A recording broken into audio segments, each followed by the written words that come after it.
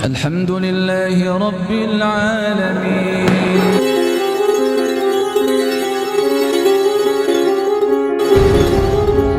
Apakah mereka tahu, wahai Nabi, bahwa mereka hanya berumur sependek itu? Iya, mereka tahu.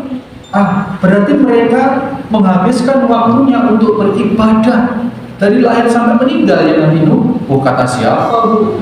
Mereka justru berlalai-lalai di dalam dunia. Mereka justru enggan beribadah.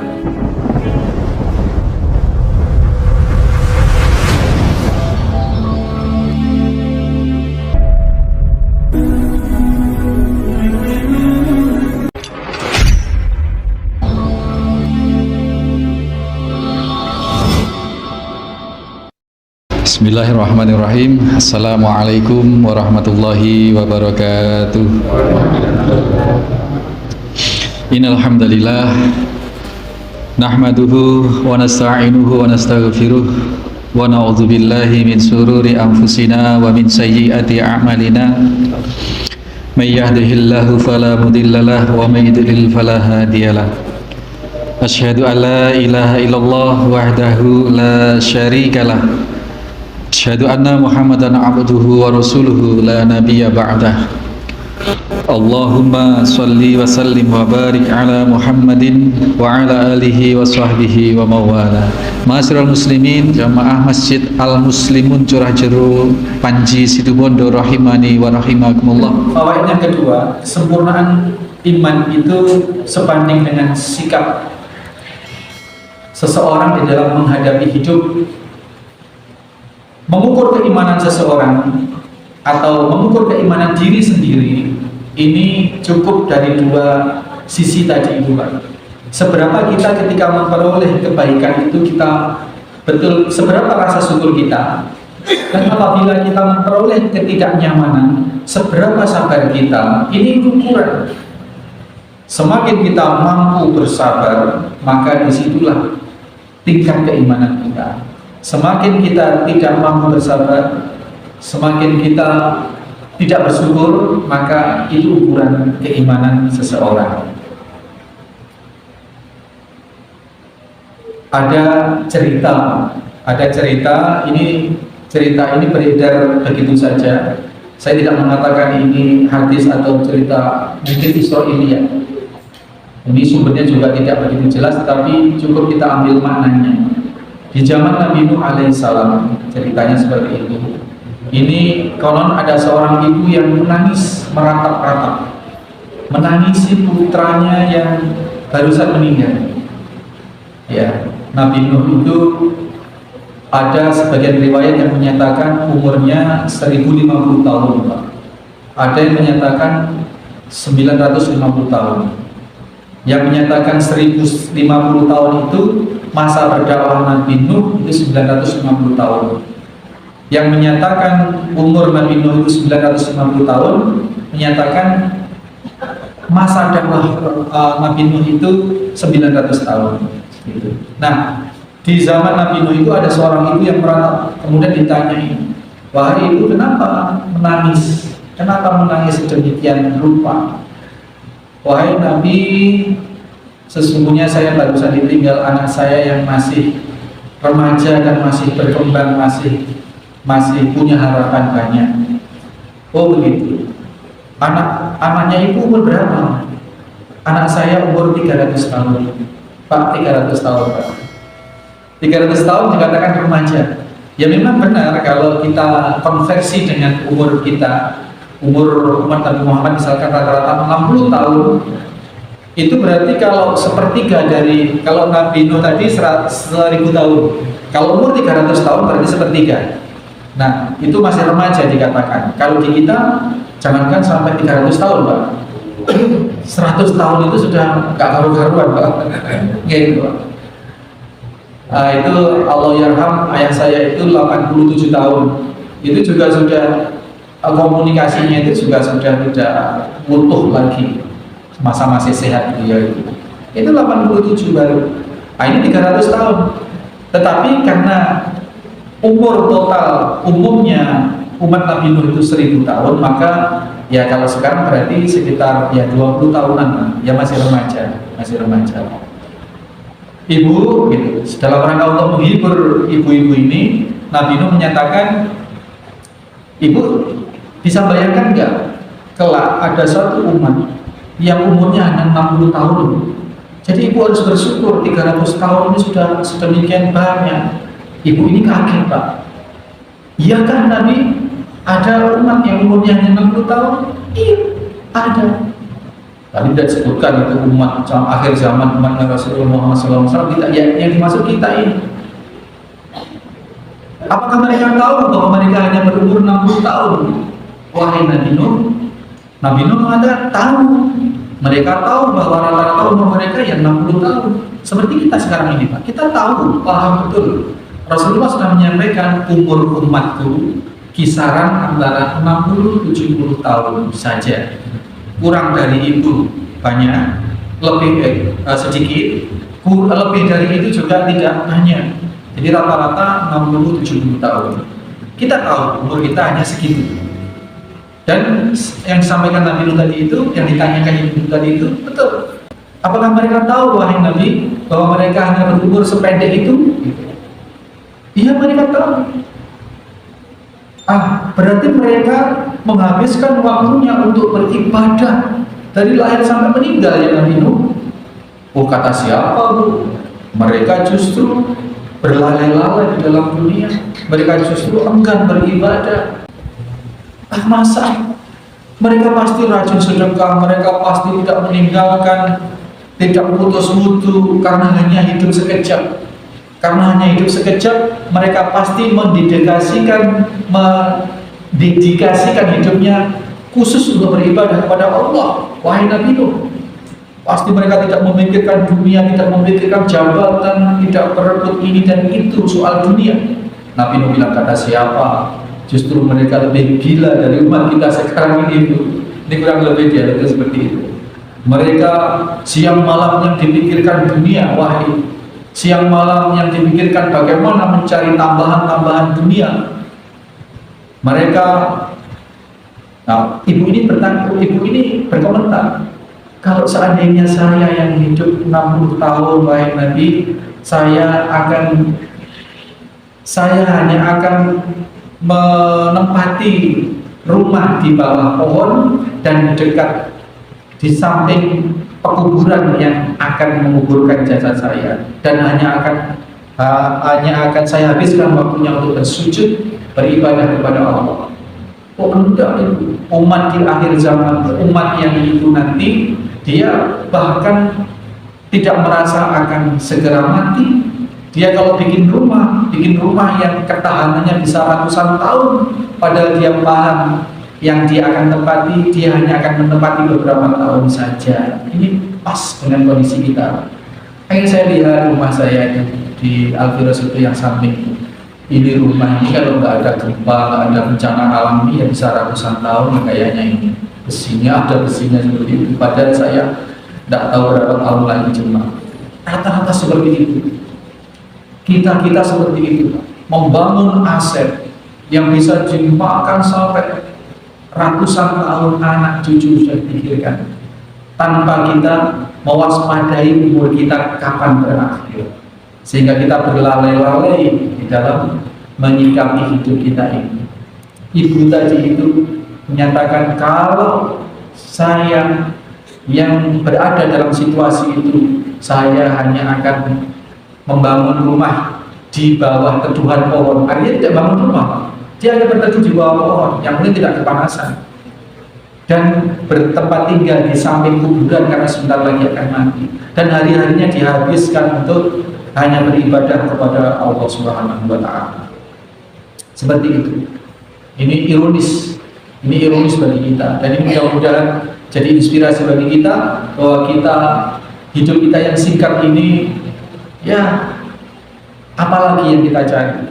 Kehidupan kita yang sesungguhnya adalah kelak setelah di dunia ini. Itu fawaid yang kedua. Kesempurnaan iman seorang itu sebanding dengan penyikapan hidup ini, penyikapan terhadap kondisi hidup ini, apakah yang menyenangkan, apakah yang tidak menyenangkan, bagaimana mampu bersabar atau bersyukurkah. Yang ketiga, Nabi SAW tadi menyatakan bahwa kondisi yang seperti ini, tidak didapati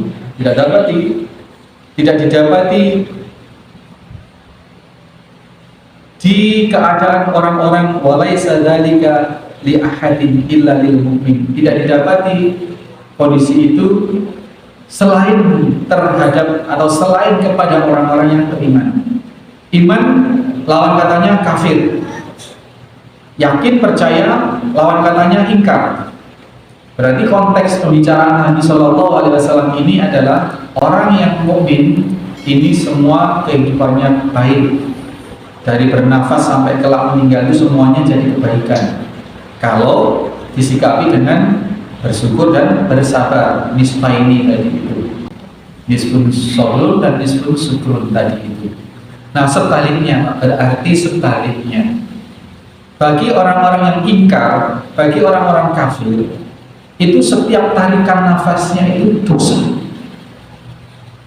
Setiap tarikan nafasnya dosa dan maksiat di hadapan Allah Subhanahu wa Ta'ala. Tidak ada bagus-bagusnya. Loh Ustaz, tetangga saya itu non-muslim tapi baik sama tetangga. Tidak pernah berzina, tidak pernah minum khamar. Yang disebut maksiat itu tidak hanya minum khamar, tidak ada berzina. Kemaksiatan di hadapan Allah yang paling tinggi itu kemaksiatan meninggalkan sholat fardu, sholat 5 waktu.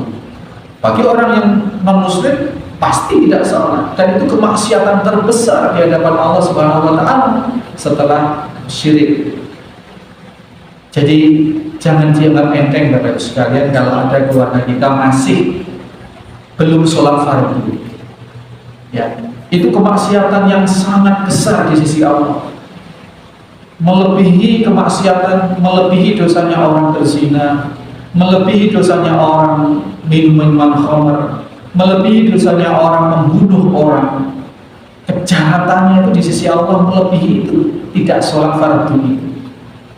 Jadi ketika seseorang non-muslim atau tidak beriman atau kafir, maka seluruh kehidupannya itu adalah dosa. Seluruh kehidupannya itu adalah ya laknat dari Allah Subhanahu wa Ta'ala. Dan pasti kelak tidak akan masuk neraka, tidak akan masuk surga. Maka seseorang muslim, seorang mukmin itu dilarang mendoakan keselamatan akhirat kepada orang yang kafir. Maka turunan kasusnya, kalau ada orang non-muslim mengucapkan salam, itu maknanya mendoakan kita. Assalamualaikum, misalnya seperti itu. Kita tidak boleh menjawab waalaikumsalam, tidak boleh. Karena keselamatan yang dimaksud itu adalah keselamatan akhirat. Padahal orang kafir itu sudah pasti tidak selamat di akhirat. Gitu. Jadi kalau mendoakan orang-orang kafir itu sebatas mendoakan kebaikan dunia atau mendoakan mendapatkan hidayah, gitu ya. Maka sering orang bertanya, orang tuanya yang tidak masuk Islam, yang kafir sampai meninggal, anaknya yang muslim yang sudah soleh, yang sudah soleh itu, apa boleh mendoakan keselamatan? Tidak boleh.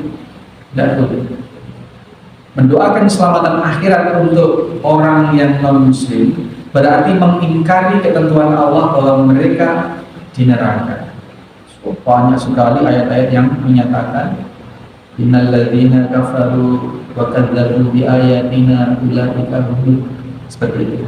Mereka orang-orang yang mengingkari, ya, mendustakan dan mengingkari tanda-tanda ayat-ayat kami, ya, mereka dinyatakan sebagai orang yang merugi dan tempatnya kelak ada di neraka. Itu sudah nas. Sehingga apabila kita mendoakan keselamatan akhirat buat orang kafir, apalagi yang sudah meninggal, ini kita seolah dihukumi kita itu ngengkel kepada Allah. Apa ngengkel itu? Ngengkel itu apa? Maksa ke Allah atau mengingkari, justru kita mengingkari ketetapan Allah bahwa orang kafir itu di neraka. Gitu. Itu jadi nggak ada bagus-bagusnya. Nah, terhadap orang-orang kafir penyikapan kita bagaimana? Nah, orang-orang kafir ini kita tetap berlaku hukum wa qulu linnasi husna terhadap semua manusia, dinyatakan dalam surat Al-Baqarah itu ya.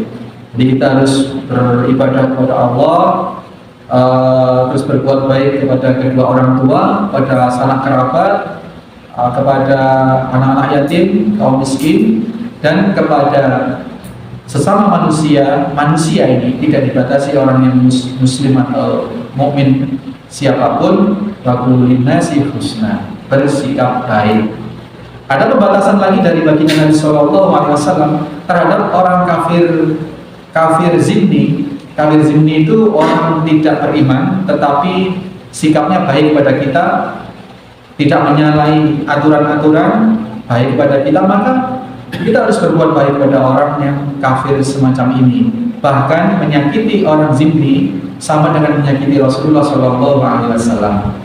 Sebaliknya terhadap kafir harbi, kafir yang memusuhi umat Islam, ini kafir harb ini, maaf, ini dinyatakan darahnya halal. Ini boleh diperangi, bahkan boleh dibunuh. Orang kafir yang nyata-nyata memerangi kaum muslim. Itu ada dua kafir, penyikapan kita seperti itu.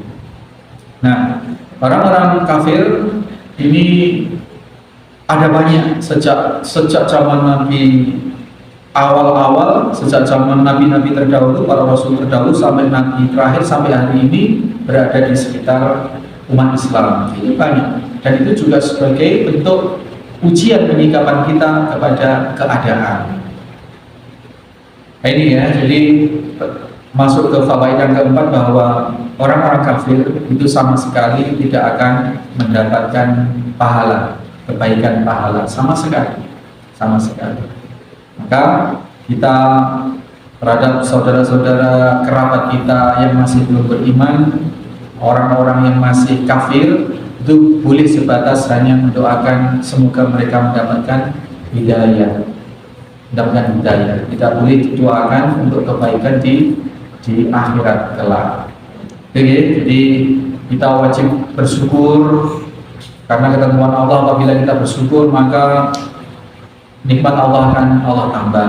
Ini penyikapannya, bersyukur. Dan syukur itu ada beberapa cara. Dengan syukur bil qalbihi, bersyukur dengan hati, yakni mengakui bahwa ini memang kenikmatan dari Allah Subhanahu wa taala. Kemudian syukur bil lisan, yaitu bersyukur dengan lisan. Tuntunannya adalah mengucap alhamdulillah. Dan ucapan alhamdulillah ini selain sebagai pernyataan syukur, juga mendatangkan pahala tersendiri. Pahalanya itu bisa memenuhi mizan. Jadi kita alhamdulillah itu lahul mizan, itu kemarin yang memenuhi mizan. Terus kemudian juga bersyukur bil jawari, bersyukur dengan anggota badan, artinya dengan amal perbuatan. Ini kepentingan kita untuk bersyukur pada Allah Subhanahu wa taala, selain dalam rangka menghindari azab, ancaman dari Allah, adalah juga dalam rangka mengharapkan karunia sebagaimana yang Allah janjikan. Demikian ini, subhanallah wa bihamdika asyhadu an la ilaha illa anta astaghfiruka wa atubu ilaik. Assalamualaikum warahmatullahi wabarakatuh.